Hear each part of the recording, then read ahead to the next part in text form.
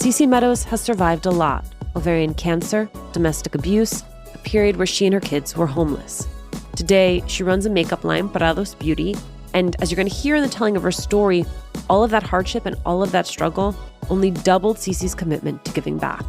Cece shares how her Indigenous roots inform her vision of beauty, the financial mechanics of fulfilling huge product orders, and how her retail partnership with e-commerce site 13 Lune and JCPenney catapulted Meadows Beauty into profitability.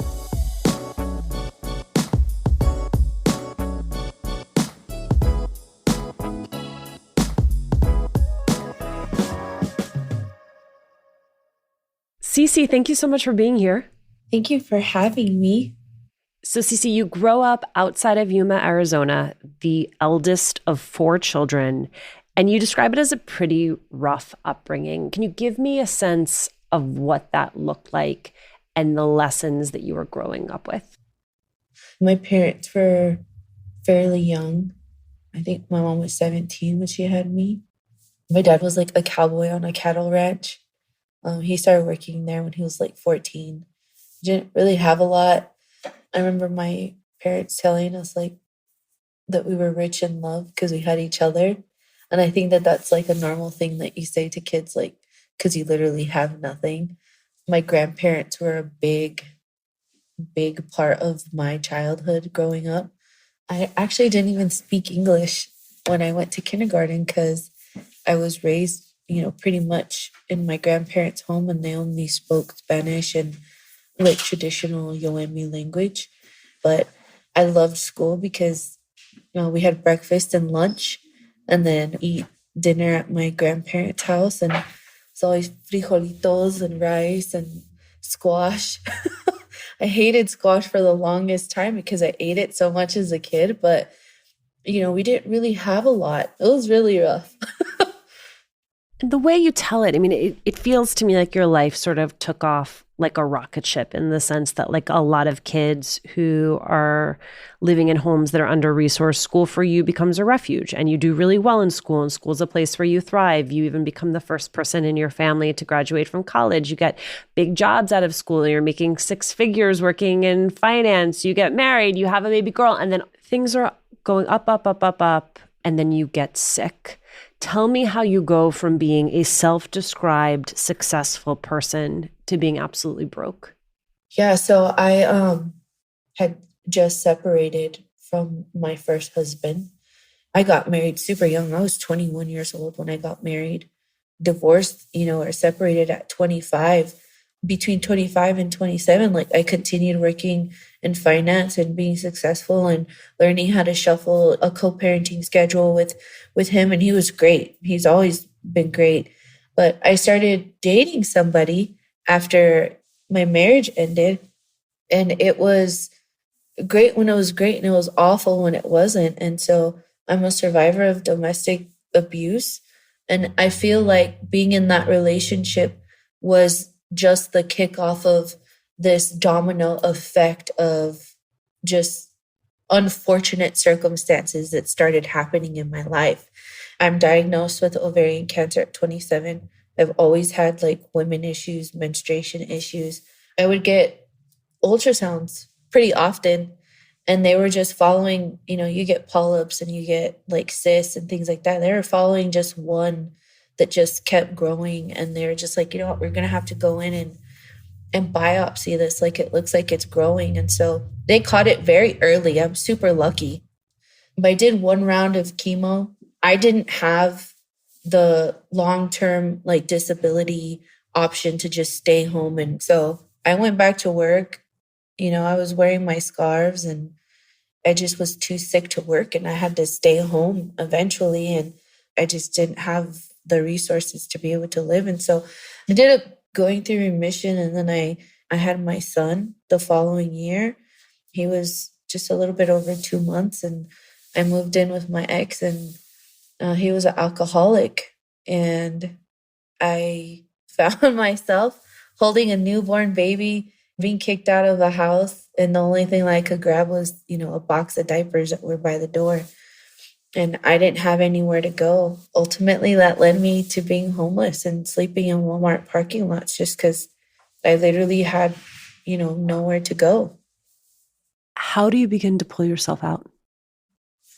Oh man, a lot of hope and a lot of prayer.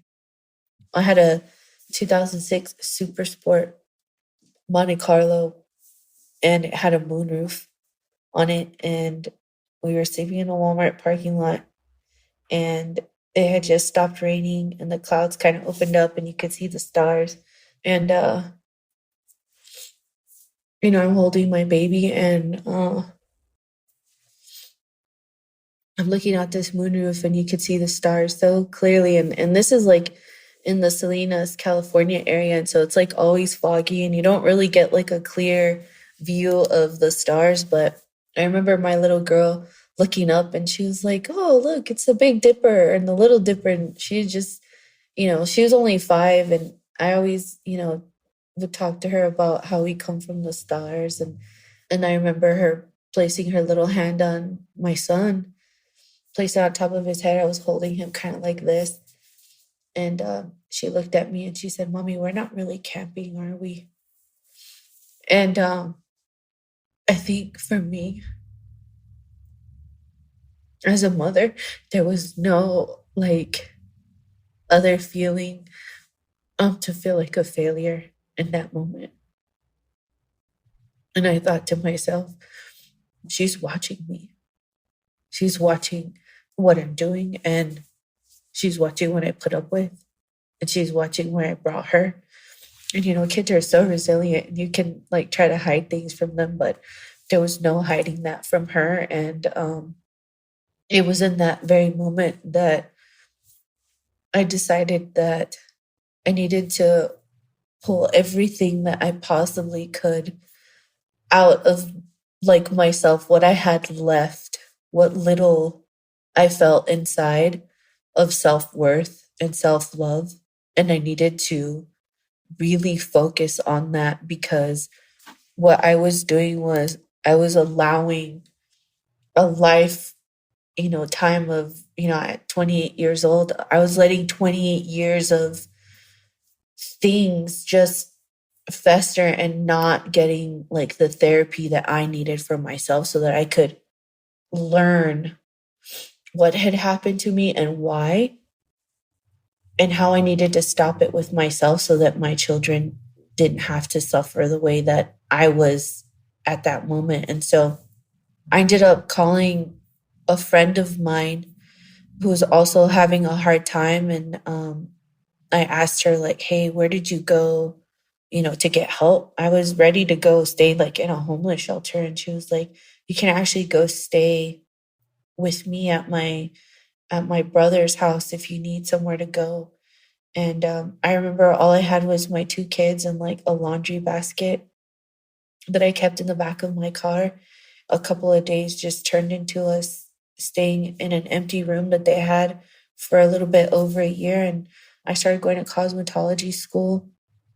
I ended up dropping out 500 hours away from graduating because one of my former associates that I worked with in finance, he said, "Hey, Farmers Insurance is looking for trainers."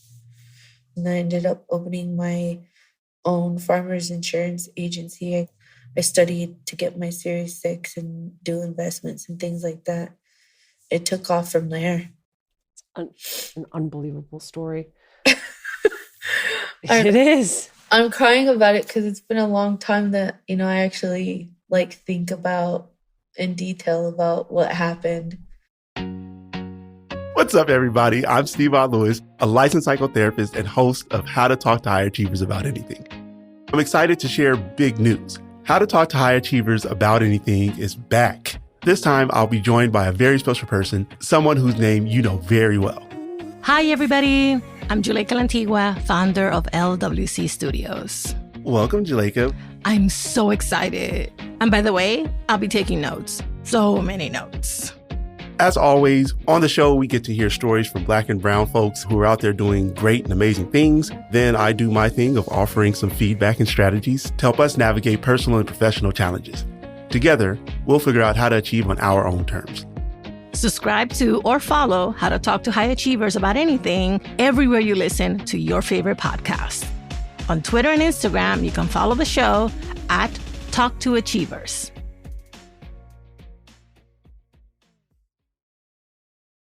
Cece, 2019, you launched Prado Beauty with brushes and with lashes. Why the decision to start there? After I went into remission, I actually immersed myself in the beauty world because I had friends who worked at the MAC counter, and they came over, and they really saved me. They gave me a makeover at the height of me going through chemo, and I had half an eyebrow hanging on and 3 or 4 lashes. And I remember them using their tools, and the brushes, even though they were gentle, makeup artists, it still hurt my skin. And I thought to myself, how cool would it be one day if I could design some makeup brushes that are so soft that it literally felt like clouds on someone's face. And I started just doodling and putting things down in a notebook. I started doing makeup for kids at the Ronald McDonald House and just volunteering my time. And a lot of the kids, they don't have eyelashes. And I thought, how cool would it be if I designed a pair of lashes that had a thick enough band that they could, you could put on some eyeliner and it wouldn't look like it was a fake lash. I started with makeup brushes and eyelashes because I was serving an underserved community. But then once I got into the beauty community, I realized that Bralos wasn't just going to be something that was going to serve one community. It was going to be a bunch of communities that were marginalized in that area. Part of that is your own identity as an Indigenous woman. Can you tell me how you identify? Yeah, so I identify as Chicana and Indigenous. And in what ways did you see a gap in the market for that community?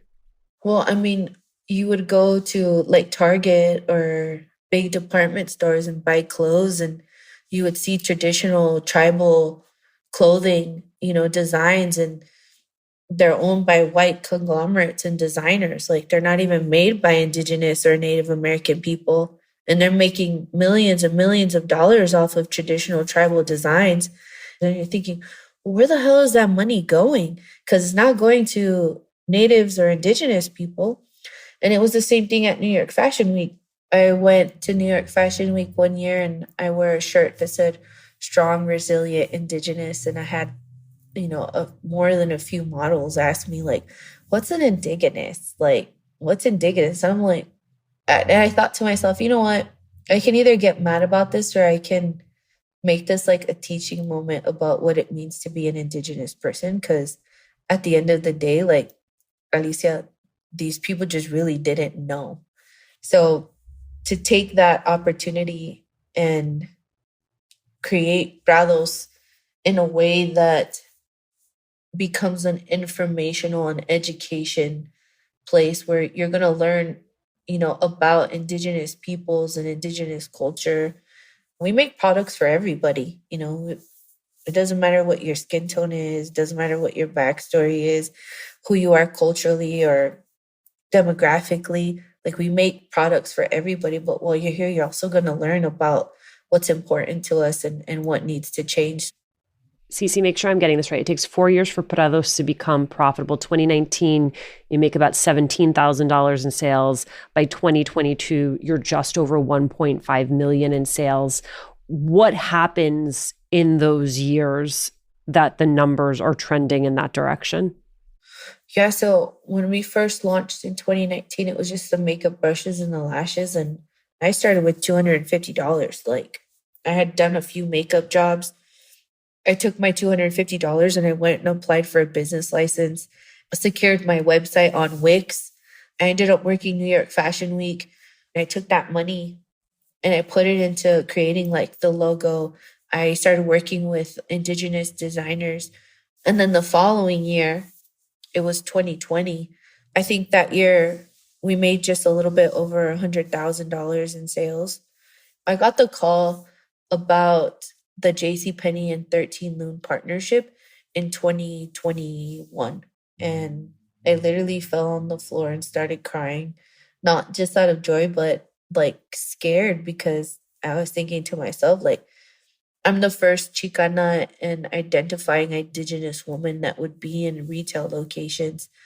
I was just like, how the heck am I going to go from my D2C and my wholesale accounts to like casinos and gift shops and like boutiques to 600? Well, let's talk about that, because it actually creates a pretty interesting dynamic in terms of what you have to do in order to fulfill product order, the gap between the money you spend and then recouping that money. Walk me through that financial cycle. So my husband and I bought a couple properties in 2017 and 2018. And we were thinking, how the heck are we going to make this happen? And it's funny, like, Alicia, I talk about this a lot, but at that time I had went to 12 different banks and 12 different like investment groups and things like that. And all of them told me no. And I would ask, like, why? Like, this is a booming, like, that we're this brand, like, we're going to be a global beauty brand. Here's our numbers. Here's our projections. Like, this is the response. These are the reviews. Like, it was just astounding to me that they would tell me no. But one of them was really honest with me. And I said, like, can you give me some feedback of, like, why you're saying no to this? And he literally just said to me, like, I'm going to be honest.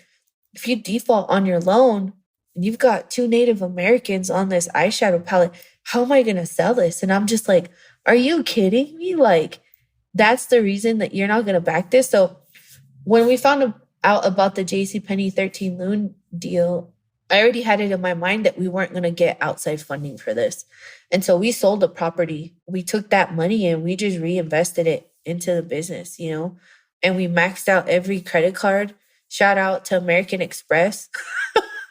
They would call us on the phone like, hey, you just charged $50,000 on your card. Like, is everything okay? Like, are you going to have the money to pay this back? And I would tell them, I was like, look, I'm going to be honest. We're growing a business. Like, but yes, you will get, you know, the minimum payments for like the first 6 months, but I promise you, like, we're going to pay you back. And so it was hard bootstrapping. It was hard getting all those no's. It was hard doing all of those things. It was a lot of stress, but I mean, the end result is closing, you know, 2022 with $1.5 million in sales and being profitable.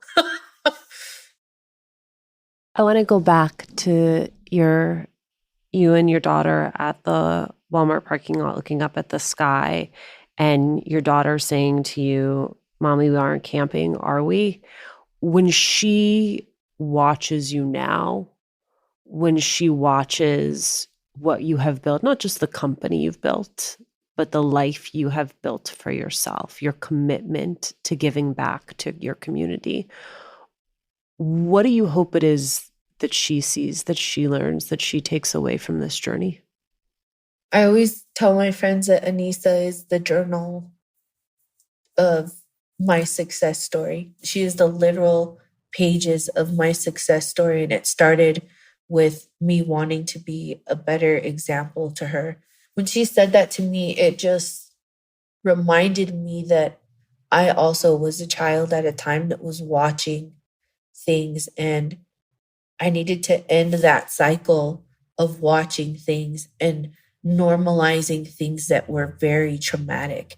I dedicated my life to healing, and I dedicated my life to teaching and to do more for others than I do for myself.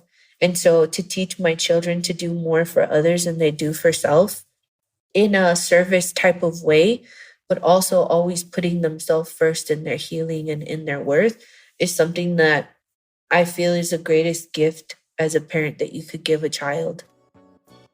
Cece, such an incredible story. Thank you so much for taking the time to be with us. Thank you. Thank you for having me.